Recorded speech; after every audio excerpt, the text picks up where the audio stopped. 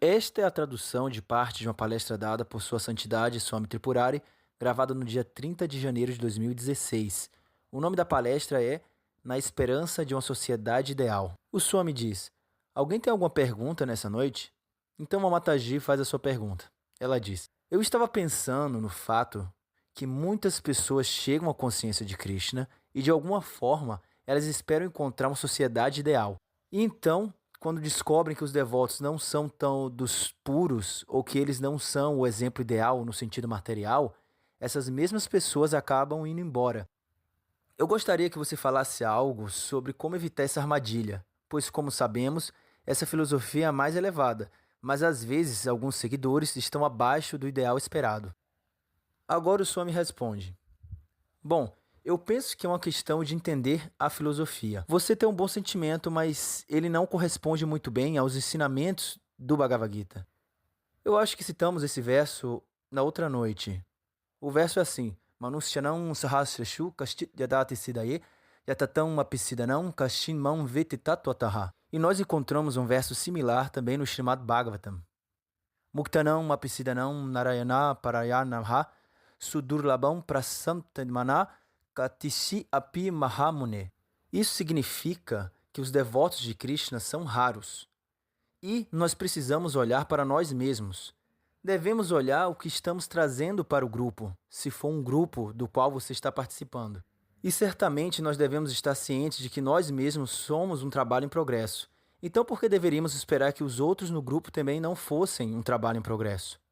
Se você pensar direito, verá que isso não é uma contradição. Isso é algo esperado. O problema é quando a liderança não tem o padrão esperado, apesar de se posicionar como tal. Isso sim já seria uma verdadeira contradição filosófica. E quanto que a ideia de que vou me juntar a um grupo de devotos e que tudo vai ser ideal, que o estilo de vida vai ser ideal, isso já é ingenuidade. Isso não está baseado no tipo de pensamento apropriado. Isso é não entender sobre o aspecto da raridade do devoto. E como eu falei, a pessoa tem que avaliar a sua própria posição, então considerar: por que deveríamos pensar que outros que se juntaram há 1 ou 2 anos atrás, ou há um mês atrás, não estão também em desenvolvimento? E por falar nisso, além das instituições, sangas, etc., nós vemos no Bhagavatam que as vidas dos devotos estão repletas de dificuldades e eles se encontram repetidamente em situações que estão abaixo do ideal. Isso é quase como uma norma. Os Pandavas, por exemplo, eles foram exilados. Eles foram desrespeitados de muitas maneiras. Prahlada Maharaj foi desrespeitado. Esses são apenas alguns exemplos. E há muitos desses tipos que aparecem repetidamente no Srimad Bhagavatam. Nós citamos na última discussão que tivemos o fato que Narayana é Hari. Isso significa que ele leva embora aquilo que os devotos ainda estão apegados. Apegos materiais dos quais eles estão obtendo algum senso de estabilidade. E como resultado disso, eles são colocados em situações difíceis. Prabhupada usou a si mesmo como exemplo. Ele estava numa situação difícil. Ele chegou em Nova York e não sabia onde ficar. Então ele teve que dividir o quarto com um sujeito e aquele sujeito o atacou no meio da noite. Prabhupada teve que sair correndo e teve que ficar nas ruas. Então há muitos exemplos como esse aos quais devemos prestar atenção. E eu penso que devemos esperar que a vida de devoção tenha os seus desafios. Teremos desafios físicos, desafios mentais, teremos também desafios em termos de interações com os outros. Uma vez Prabhupada nos disse: não fiquem surpresos pelos que vão embora, e sim pelos que ficam. Sendo assim, se você prestar atenção, perceberá que é um grande desafio. É uma jornada. É a maior aventura, por assim dizer. Portanto, não será fácil. Então, o jeito como você pensa está mais ou menos relacionado a essa ideia de que será fácil, eu vou entrar nesse grupo e todos serão perfeitos. Mas como eu disse, isso é um tanto quanto ingênuo. Agora, a liderança deveria ser ideal. Devemos esperar isso. Quando isso não está presente, ou quando isso está em desordem, então há um motivo real para a preocupação. E essa carência de liderança contradiz o ensinamento. Mas, repetindo o que eu disse, o tipo de pensamento de que as pessoas daquele grupo serão perfeitas, isso já contradiz o ensinamento. Porém, a ideia de que a liderança deve ser ideal, sim, isso é algo que deve ser esperado. Como eu disse, se refletirmos sobre nós mesmos, é natural que esperemos que os outros também estejam em situação semelhante. Prabhupada costumava dar o exemplo de alguém que está no banho. A pessoa não está limpa, mas ela está no chuveiro. A água está aberta, ela está passando sabão. Você não pode reclamar que a pessoa está suja. Claro, a ideia é que as pessoas se dediquem de tal forma que isso realmente demonstre que elas estão envolvidas na limpeza. Se não estiverem, isso é um problema. Mas há um estágio no Bhakti que às vezes chamamos de curva de aprendizado, que é a Nishta Bhajana Kriya. O que eu quero dizer é que isso está incluso dentro do sistema. Existe essa fase e para superá-la leva um certo tempo. Então, a maioria dos devotos estarão nesse estágio em que a prática não é constante. Eles ainda não conhecem bem o suficiente os ensinamentos, eles ainda não os entenderam bem o suficiente, e por isso eles tiveram que se desviar do caminho. Ou talvez eles até entenderam, mas ainda assim eles têm o seu condicionamento. E aquilo às vezes faz com que eles virem para a esquerda e às vezes para a direita, e eles acabam lamentando-se por isso. Então, isso é algo que está incorporado no sistema, é algo que faz parte, portanto, é de se esperar. E também Mahaprabhu nos pediu para sermos tolerantes, e não foi em uma proporção pequena. Ele nos pediu para sermos tolerantes como uma árvore. Portanto, a responsabilidade está em você. É nisso que estamos entrando. Nós podemos encontrar intolerância nos outros, mas essa é a oportunidade para sermos tolerantes. Esse é o outro lado da questão. Há aspectos negativos em nossa associação que servem como um estímulo negativo para sermos melhores, na forma de uma ênfase de como não ser. Eu tive muitas experiências assim com outros devotos. Eles realmente eram uma boa associação em termos de como não se deve ser. Então, essas lições precisam realmente ser aprendidas. E eu tive muitas dessas lições. Eu acho que é um pouco ingênuo pensar o contrário, e a pessoa deve se preparar para a decepção, por assim dizer. Claro, a pessoa é otimista quando se junta ao grupo, mas de repente você encontra uma coisinha aqui e ali, mas no final você consegue encontrar seu caminho naquele meio. Mas eu penso que se a liderança for forte e estiver bem situada, então todas as dificuldades com os outros podem ser colocadas em perspectiva e, na maioria das vezes, superadas. Dito isso, no contexto de tolerar, que é uma exigência de Chaitanya Mahaprabhu, eu gostaria de lembrar a todos que também é uma exigência que é de encontrar ou criar um ambiente favorável para si mesmo em relação à prática.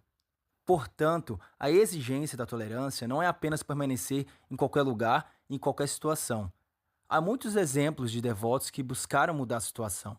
Os Goswamis, por exemplo, encontraram situações ideais para si mesmos em Vrindavana. Eles encontraram belos cenários para praticar e dar o exemplo. Então, esses dois aspectos, aparentemente opostos, trabalham juntos. Isso precisa ser equilibrado. Eu devo tolerar, mas se eu posso fazer algo para mudar minha situação, então eu faço isso. E isso pode significar que dentro de um grupo eu só irei me aproximar de certas pessoas, ou pode ser que eu não encontre que um grupo seja propício, mas o que estamos procurando é um exemplo ideal de um devoto avançado para seguir no presente. E o apoio do grupo, isso e aquilo, tudo isso é apenas uma coisa extra. É algo que pode funcionar para alguns e pode não funcionar para outros. E por diferentes razões. Por boas razões ou por não boas razões. Ou melhor dizendo, por razões que são específicas apenas a uma certa pessoa com a sua psicologia. Tem certas pessoas que carregam a psicologia que pode tornar difícil para elas estarem em um grupo. Isso não significa necessariamente que o grupo seja ruim, mas pode significar que é ruim para elas. É algo que gera um efeito sobre essas pessoas que não as apoiam, porque ter esse apoio é o ideal. É assim que deveria ser. Então, honramos a situação daquela pessoa. E, por conta dessa situação, essas pessoas podem viver separadas dos outros. Mas, novamente, a coisa mais importante é ter em suas vidas o mestre, o guru, o sadhu, que é o verdadeiro Vaishnava. E isso pode equilibrar as outras expectativas, esperanças e ideais. Por exemplo, você lê algo como o livro de Avadharma e ali você pensa que aquela é a situação mais ideal. Aí você vai até um babaji na manhã seguinte e ele está conversando com aquele outro babaji e todos estão prestando reverências uns aos outros e se respeitando e etc. Ou quando, por exemplo, ouvimos sobre a época de Chaitanya Mahaprabhu e seus associados, tudo isso parece ser o ideal, parece ser algo iluminador. E com certeza era, mas todos eles eram associados eternos de Chaitanya Mahaprabhu. Mas isso não se mantém com o tempo, especialmente em relação a quem acaba se juntando e o que eles trazem consigo. E você não pode culpar ninguém. Se for para culpar alguém, deve se culpar Nityananda Prabhu. É ele quem está trazendo todos os tipos de pessoas, com todos os tipos de bagagem, para a missão. Portanto, não podemos ficar chateados com ele, mas podemos trabalhar em torno disso e devemos ser sábios em relação à associação na qual iremos prosperar. Uma associação com devotos avançados que são afetuosos conosco e que são de uma mentalidade semelhante. Em última análise, alguém que tem um sentimento semelhante. Isso seria o ideal. Isso também pode significar ter uma psicologia e um contexto cultural semelhantes, que permita ou que promova intimidade ou uma conexão mais natural. É por isso que encontramos essas declarações no Hari Bhakti Vilas, de que um Shudra deve ser iniciado por um Shudra, um Brahmana deve ser iniciado por outro Brahmana. A ideia real é que alguém deve ser iniciado por um devoto qualificado de qualquer lugar, de qualquer parte. Essa é a perspectiva absoluta. Mas se você puder também ter alguém que corresponda no aspecto relativo, como por exemplo, alguém que fala a minha língua, alguém que seja do mundo ocidental e que tenha sensibilidades ocidentais como as minhas, porque muitas coisas podem ser entendidas simplesmente por gestos, sem esforço. E em contrapartida, por exemplo, se você tiver um guru indiano mais velho, bem idoso mesmo, pode ser que, do ponto de vista psicológico, a comunicação fique sobrecarregada, com maior facilidade para maus entendimentos. Então, você deseja ser compatível com o aspecto absoluto e, portanto, ter um guru qualificado.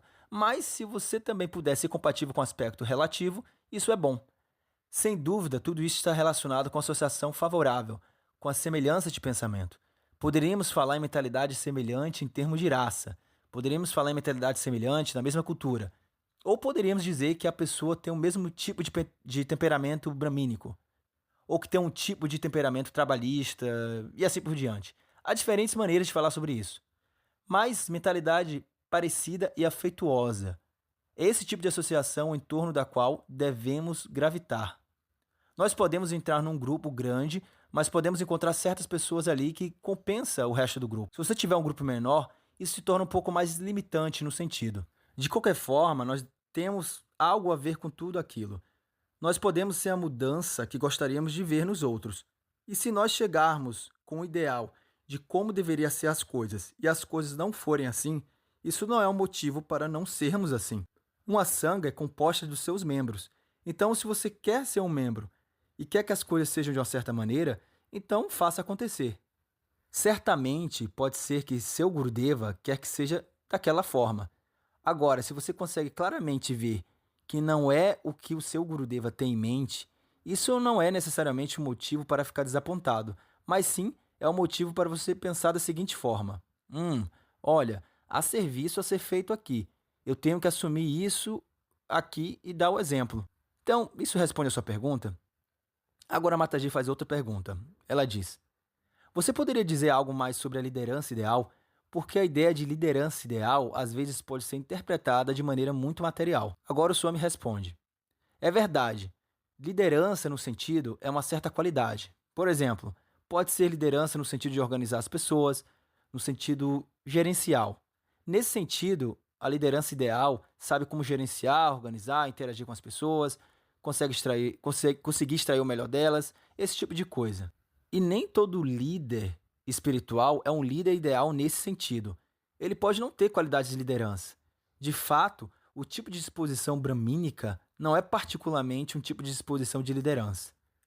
Bhaktisiddhanta Sarasvati Thakur aparentemente tinha uma disposição muito bramínica, e Kundya Babu, que mais tarde se tornou Tirtha Maharaj, tinha uma disposição de liderança, o que significa que você tem que ser um pouco insensível. Você tem que ser capaz de dizer, por exemplo, não, isso é ruim, não faça isso. Ei, você vai para lá, você vem para cá. E as pessoas não gostam de gerenciamento. Não importa o quão boa seja uma liderança, sempre vai ter alguém que encontra falhas no líder. Então o líder deve ser insensível o suficiente para aceitar isso e não se incomodar com essas coisas. Um líder espiritual deve pensar: bom, eu estou liderando e devo organizar adequadamente as coisas em relação aos ideais do meu guru. Então, quando falamos de liderança espiritual, não falamos necessariamente de alguém que tem características de liderança de grupo. E nós podemos descobrir que aquele líder espiritual pode não ser tão bom nisso, na característica de liderança de grupo. mas aquela pessoa ela deve liderar em termos de exemplo no Bhakti. E tal líder, obviamente, deve conhecer os ensinamentos. Ele deve ser capaz de responder nossas dúvidas de forma abrangente e explicar o ensinamento. Agora, alguns líderes espirituais podem não ser instrutores. Por exemplo, Goraksha Das Babaji Maharaj não tinha exatamente o perfil de um instrutor, em certo sentido. Podemos dizer que ele era, em um sentido abstrato. Mas não acho que ele realmente fosse, em um sentido mais prático, um instrutor. Mas ele era o líder espiritual de Bhaktisiddhanta Sarasvati Thakur. Então, em última análise, um líder espiritual é alguém que tem uma posição espiritual e diante de quem sentimos que estamos espiritualmente protegidos, de quem podemos obter respostas para as nossas perguntas e em quem conseguimos ver um exemplo de atração por Krishna, entre outras coisas. Agora, novamente falando, no que diz respeito à liderança, a liderar uma missão, tudo isso é algo extra. Não é necessário que haja missões, instituições, etc. Mas, se houver, por causa da compaixão de tentar ajudar o mundo e para dar estrutura e apoiar os devotos, então aí sim. Eu mesmo não sou um gerente, mas acho que os devotos precisam de ashrams. E, por isso, eu tento ajudar de alguma forma ou outra. E certamente algumas pessoas sofreram com a minha falta de gerenciamento. Por exemplo, aqui em Madhuvan, no começo de tudo, eu tinha algumas ideias, mas não haviam pessoas suficientes para realizá-las. Mas eu também estava lá fazendo tudo.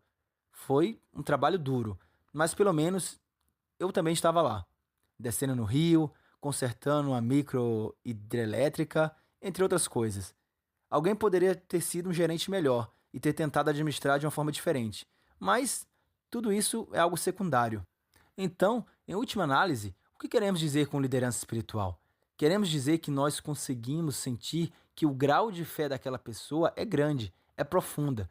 Shraddha Nishchaya, fé profunda. E essa pessoa tem gosto suficiente para ser capaz de se envolver em Shastra Yukti. Isso significa dar sentido às escrituras, em consideração ao tempo, às circunstâncias e assim por diante. E essa pessoa aplica o ensinamento de uma forma dinâmica. Shabde Pare Chanishnatam, uma pessoa que está realmente familiarizada com as conclusões teístas do texto sagrado. Isso significa, claro, em relação à nossa tradição. Isso são coisas importantes. Sabde Pare Chanishnatam Brahmani Upashamashrayam. A pessoa escutou bem, entendeu o ensinamento e deu um exemplo espiritual. Isso significa que, pelo menos visivelmente, a pessoa elevou-se acima dos impulsos e paixões animais. Ela vive em equilíbrio. É o tipo de sensibilidade yógica básica. Em relação a isso, eu gosto de citar o poema de Rudyard Kipling. O nome do poema é Si. Eu já citei esse poema algumas vezes, como vocês devem saber. É um poema que fala sobre a equivalescência no nível espiritual básico. O poema diz assim: se você tivesse isso e aquilo, se você pode estar entre os ricos e não se esquecer que você é uma pessoa comum e manter-se neutro. Enfim, é um poema que fala coisas desse tipo. Ele passa por muitos opostos ali. Então, está em equilíbrio com relação aos opostos. Raga, Dosha, Vimuktaistu. Isso é algo visível. O controle dos sentidos. Essas são coisas sobrenaturais. E esse equilíbrio é sobrenatural. Porque a situação natural é que nós somos impulsionados por essas coisas. Somos arrastados para lá e para cá. Mas, se você vê que uma pessoa, apesar de todas essas variantes, apenas segue o caminho de Krishna no Silanam, aí sim. Porque você pode até dizer, ela está eternamente dançando com Krishna. Você pode falar o que você quiser, mas a verdade é que você não consegue ver isso. Então, você procura por sintomas visíveis. Isso é algo prático. E é sobre isso que fala esse verso que citei do Bhagavatam. E deve haver também evidência de que a pessoa conhece bem o argumento teórico das escrituras. Isso é muito importante, porque é assim que removemos as dúvidas. Porque é a fé básica que, em primeiro lugar, nos permite trilhar o caminho. E essa fé é a fé na revelação, na conclusão da revelação em termos do Bhakti. E dentro do contexto disso, a ideia de que há certas coisas que só podem ser conhecidas pelas escrituras, pela revelação. Portanto, as dúvidas são levantadas e elas são respondidas por citar as escrituras de maneira apropriada e por empregar o Shastra Yukti, ou a lógica das escrituras. Uma vez que você faz isso, por exemplo, você tem uma pergunta e eu respondo dando um exemplo falando: Pralada, Hanuman, eles são dessa forma, aquele outro exemplo mostra o comportamento daquela outra forma, isso e aquilo, o Bhagavad Gita diz isso, o Srimad Bhagavatam diz aquilo. Então, a pergunta deve ser respondida.